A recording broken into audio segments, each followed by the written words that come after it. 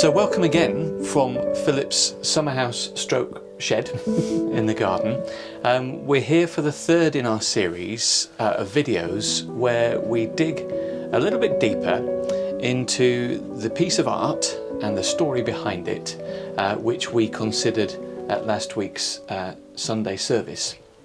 And so we were considering the call of Matthew, both in scripture and what that means for us and what that meant for him, but also looking at a rather epic in scale picture by Caravaggio. Caravaggio, yes. Yeah. You've got it. Yeah, we'll pop it up on the screen, but we've got a visual aid for us here.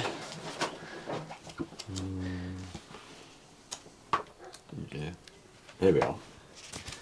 It's that. So it's some details. It's a really dynamic picture, isn't it? I mean, first of all, perhaps our viewers might like to know just a little bit about the artist, because everybody knows the name, and he's one of those artists who is perhaps a little bit notorious in some ways, isn't he? Well, he was a very naughty boy. Not the Messiah at all. But he produced amazing art, absolutely incredible. He's one of the key figures in the history of art. Giotto, Masaccio, Caravaggio, Rembrandt, and then off we go.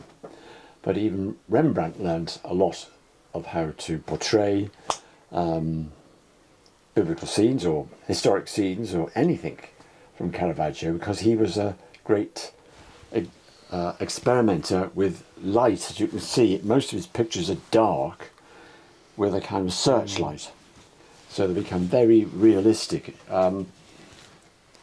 He's the main person to change the direction of painting, especially in Italy, because Caravaggio, he's Italian and from northern Italy, and he trekked off to Rome because that became the centre of the Renaissance in the 17th century, late Renaissance flowering. So it started in Florence and then moved to Venice and to Rome. So here he is, a jobbing painter, has no qualifications, no money. He's been in trouble with the police, but he certainly can paint. And he begins his career by painting lots of fruit and veg, as it were. Still lifes. Strange characters, still lifes, but he was absolutely amazingly good at it. And as you can see, the detail enables botanists today to actually name the particular genus of the plants that you see here.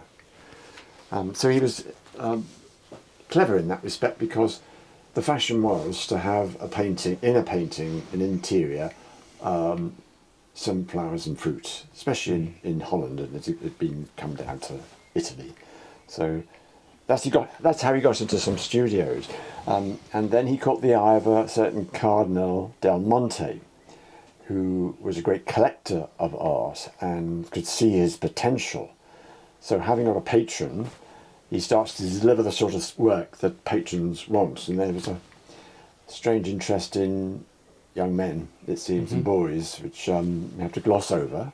But he knew that his patrons liked that kind of imagery.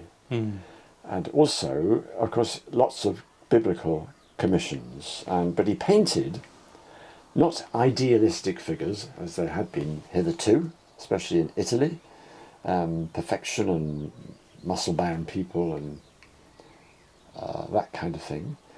He went to the streets, to his mates, ne'er-do-wells, prostitutes and pimps and rent boys and thieves. They were his friends, and they posed for him, and they keep reappearing as the Virgin Mary, as saints, as all sorts of characters that the commissioning Vatican and cardinals wanted. And they were on a huge scale. They were almost life-size. Many new churches were being built in Rome at this time, So there was a ready market. And you can see many of his paintings, if you go to Rome, you have a wonderful time. There's about a dozen in the place they were painted for today. So that's Caravaggio, and a kind of brief glimpse into his work and his career. The painting we're looking at today is, I suppose, a really good example, isn't it, of his work, because it has that light and dark. Yeah. It has very strong composition, but it also has incredible detail. You know, I was on my iPad during our house group and was able to zoom in on the details of the features of the people in this little cluster over on the left-hand side of the picture. And it's incredible, the amount of fine detail that's in there. It is lifelike. It's quite something. You can see here. Yeah. Yes, this was the breakthrough moment for him. Up until then he was painting card sharps and gypsies, because there was an interest in that kind of narrative painting. But this is a commission because somebody left some money, a chap called Matteo, to have a painting in a chapel where he was buried. So this Del Monte, the cardinal, arranged for him to do this work. In fact, he did 3 pieces. There was the Call of Matthew, the Martyrdom of Matthew, and the Inspiration of Matthew when he starts writing his Gospel. So they're all in the same space in a church in Rome. So there's some discussion in this picture about where Matthew is. We know where Jesus is because he's indicated by the most subtle and elegant of halos. But we know there's that tiny halo here. I don't know whether we've got a bigger blow up. No, we haven't. Yes, I can show that on the screen. This is the actual painting. This is a detail, and you can see him rather obscured by wretched Peter again. Always getting in the way. Getting in the way, like he did last week with the women bringing their children to Jesus to bless them.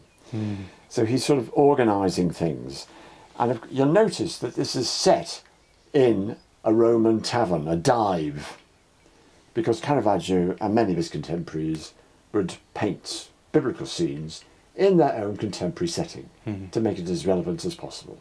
And then you've got, you can have all the showiest, best clothes if you need to do that, and your friends can pose for you.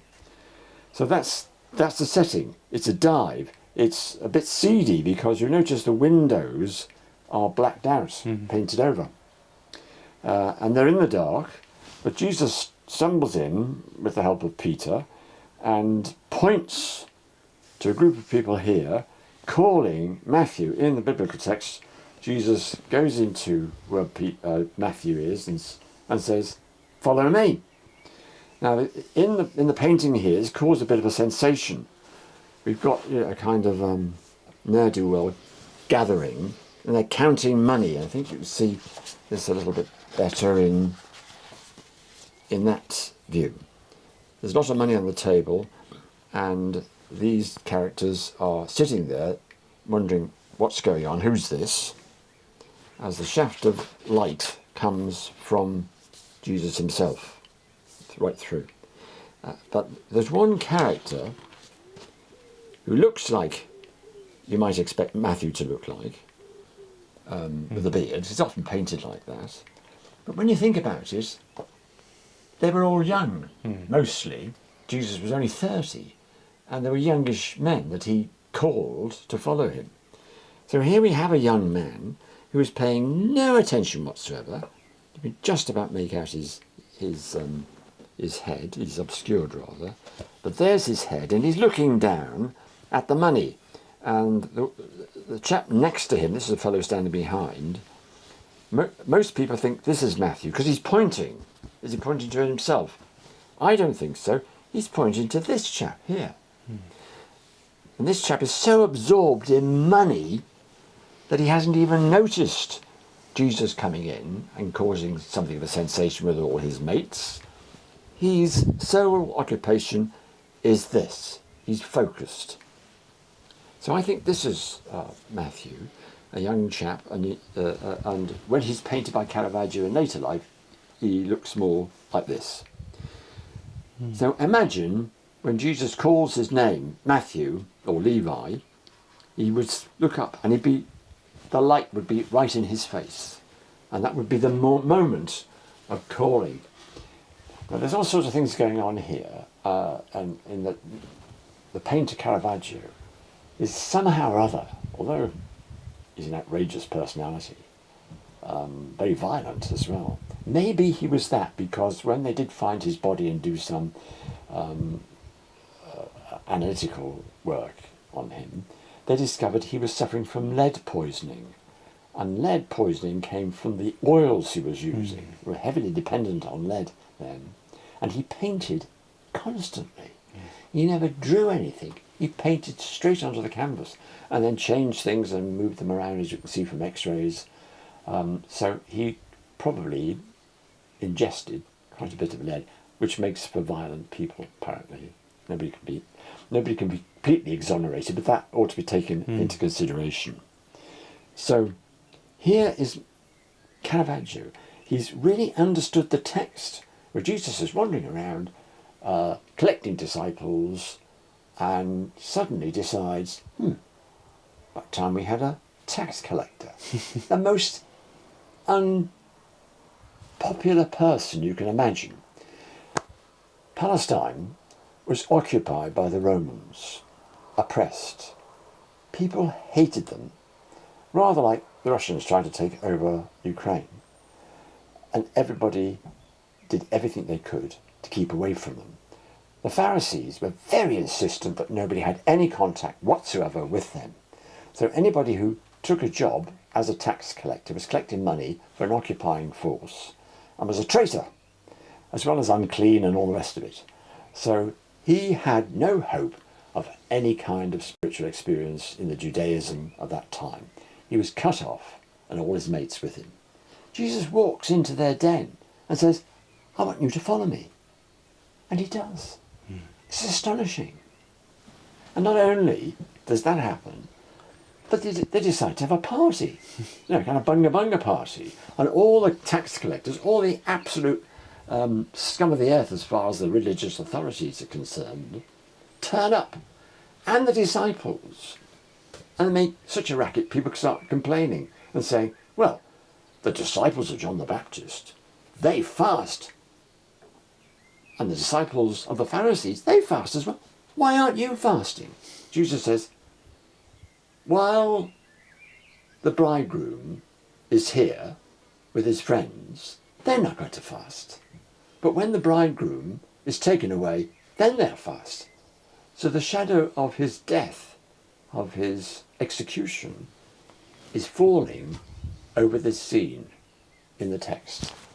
So Caravaggios picked all that up. The most outrageous person you can imagine to be enlisted in this great new change in humanity that Christianity was going to represent.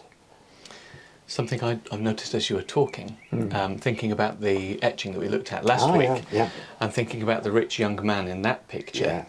And here we have again another one, a rich young man, the same relative position, with Jesus kind of looking down and calling, and and self-obsessed as well. Yeah, that's right. And in the case of the rich young man in the previous etching, he's kind of wringing his hands and holding his head and really quite upset.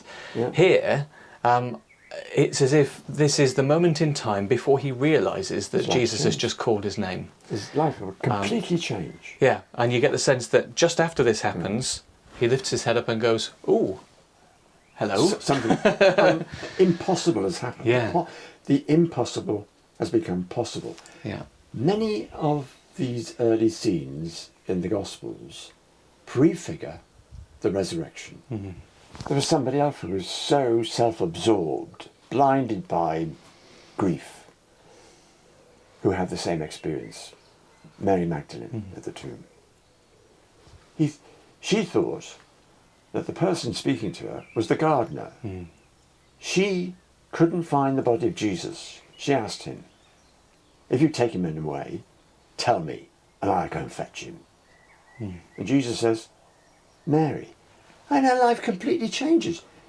He's risen from the dead, and she becomes not grief-stricken and half dead, but the first apostle of the gospel, because she takes that message to the other disciples. And what Caravaggio seems to distill in an instant, in the same way as Rembrandt last week, is this decisive moment, which is a phrase that comes from kind of 20th century photography, Cartier-Bresson, you know, the decisive moment, yes, something that's in the middle of happening, and you catch it. Yeah. And the thing that's happening in both this picture and last week's picture is Jesus connecting and calling. You know, he's in the act of saying to people, follow me. And we see people's different responses. You know, the bemused young men who are sitting at the edge of the table. This concerned chap who wonders if he's being called, perhaps. No, not me, it's him. He's Matthew. Not me, I didn't do it. Yeah, I only work here. And then you've got these other characters like Matthew here and the rich young man last week, who are in the process of understanding the gravity of the thing that they're being called to. This isn't just like signing up to a subscription to Netflix. You know, this isn't something that you can do easily. This is something which requires sacrifice and requires a willingness to be transformed. Yeah. Vilified, marginalised. Well, he's used to that, isn't he? So that's something. He's prepared.